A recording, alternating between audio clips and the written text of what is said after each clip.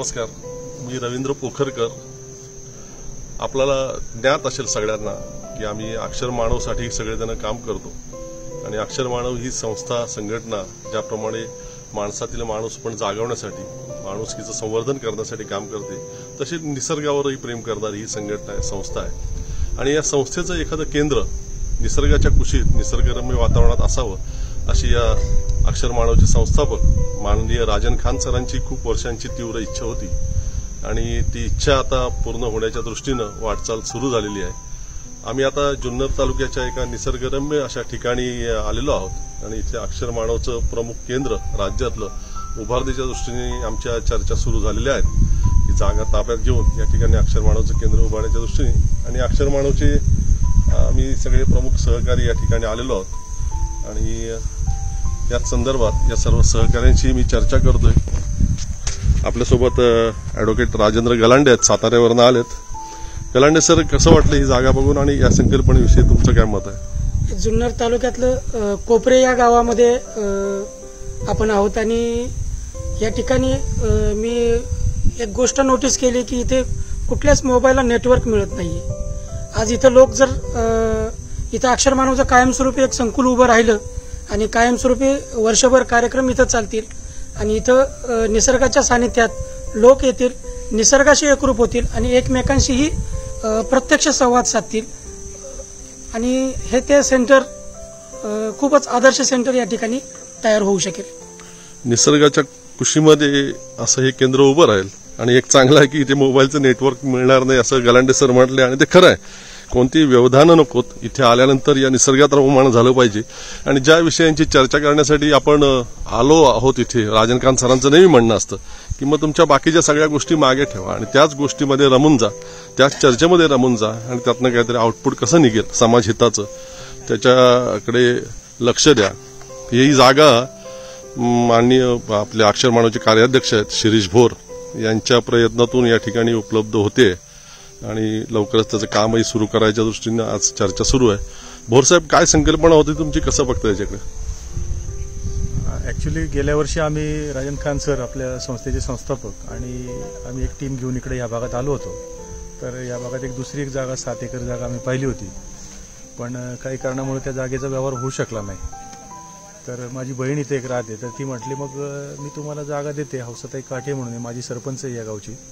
तर ती म्हटली तुम्हाला हे संकुल उभं करायला मी माझी जागा विना मोबदला देते. तर मग अशा याने मी एकदा आलो आणि जागा पाहून गेलो. तर मला 2-3 जागा मला यातल्या पसंत पडल्या होत्या. तर म्हटलं आपल्या सगळ्या कोर टीमला या सगळ्या जागा दाखवल्या पाहिजेत, मग आपण फायनल करू. तर त्या याने मी सगळ्यांना आता घेऊन आलो इथं आणि आता ही जागा आपण ही फायनल करतोय आणि फायनल करून या बाजूला पूर्व दिशा येते त्यामुळं आणि हवेशीर जागा आहे, उंचावर आहे, रस्त्यापासून थोडीशी बाजूला आहे, एकांत ठिकाण आहे. गावापासून 1 किलोमीटर फक्त दूर असल्यामुळं एसटी पासून आपण एसटीच्या 4-5 फेऱ्या गावापर्यंत होतात, कोपरे गावापर्यंत. तिथून पुढे आपण बरोबर अगदी 1 किलोमीटर पुढे म्हणजे एकांत ठिकाणी जंगलाचं फील आहे, निसर्ग खूप छान आहे इथला आणि अशा ठिकाणी आपलं संकुल जर उभं राहिलं तर निश्चितच आपल्याला आनंददायी वातावरण आपल्या अक्षर मानवच्या परिवारामध्ये तयार होईल आणि दरवर्षी आपले नेहमीप्रमाणे आपले जे काही कार्यक्रम होतील, जे काही संमेलन होतील किंवा जे सहवासचे कार्यक्रम आहेत अगदी निश्चिंतपणे आपण या आपल्या स्वतःच्या जागेवर घेऊ शकू. त्यासाठी हे सगळे प्रयत्न चालू आहेत आणि सगळ्यांच्या सहकार्यातून आपल्याला हे संकुल उभं करायचं आहे. हा महत्वाचा मुद्दा आहे. भोरसाहेबांनी सांगितलं निसर्गाच्या कुशीत आहोत, थोडंसं आडबाजूला आहे, परंतु येण्या जाण्याच्या दृष्टीने कोणतीही अडचण नाही. आपल्या गाड्यांनी आपण येऊ शकतो, त्याचप्रमाणे एसटी सारखी सार्वजनिक वाहतुकीचीही व्यवस्था या ठिकाणी आहे. अद्वंत सर, पुण्यावरनं आलात, हे सगळं पाहिलंय, काय भावना आहेत मनात? खूपच छान वाटतंय. ऍक्च्युली स्थलांतर जे शहराकडे मोठ्या प्रमाणात झालेलं आहे त्यामुळे एक प्रकारे मोठ्या शहरांचा श्वासच कोंडलेला आहे. तर हा कोंडलेला श्वास जो आहे तर तो या ठिकाणी आल्याच्या नंतर निश्चित मोकळा होईल. आणि दुसरं म्हणजे गलांडे सरांनी सांगितल्यासारखं इथं मोबाईल नेटवर्क नसल्यामुळे माणसाने माणसाशी संवाद साधत साधत आपली बौद्धिक भूक पण भागवावी, याचा पण अक्षर मानवचा जो उद्देश आहे तो निश्चितपणाने इथं साध्य होईल. बरोबर आहे. मनोहर आयरे सर आहेत, नाशिकवरून आलेले आहेत, अक्षर मानवचे ज्येष्ठ सहकारी आणि आयरे सरांकडून आपण त्यांच्या भावना जाणून घेऊ. आयरे सर, एकूण सगळं वातावरण बघितलंय आपण आणि ही जी संकल्पना आता मूर्त स्वरूप आणण्यासाठी आपण प्रयत्न सुरू केलेत. काय वाटतं या क्षणी? मला तर खरं सांगायचं तर खूप आनंद होतो आहे आज या ठिकाणी येऊन, की ज्या पद्धतीने अगोदर सगळ्यांनी सांगितलंय की निसर्गाचं सानिध्य आणि ते अक्षर मानवची मूळ संकल्पनाच ती आहे की माणसाने माणसाशी बोलावं, रूबरू व्हावं, व्यक्त व्हावं. त्यासाठी ही अतिशय सुंदर ही जागा आहे.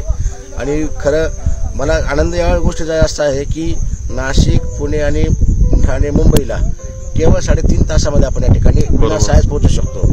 म्हणजे जे अक्षर मानवचे जे कोणी येणारे सहभागी असणार आहेत त्यांच्यासाठी अजिबात थकवणारा प्रवास नाही. निसर्गाच्या कुशीत येताना आता आम्ही आलो तर मध्ये मध्ये गावं होती आणि धुक्यांमधून आम्ही आलो.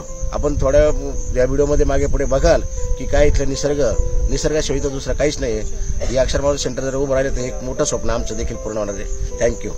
आणि नक्की ते उभं राहील या ठिकाणी. त्या दृष्टीने जोरदार प्रयत्न सुरू केलेले आहेत. अक्षर मानवचे राज्याचे अध्यक्ष आहेत आपल्यासोबत श्रीकांत डांगे सर.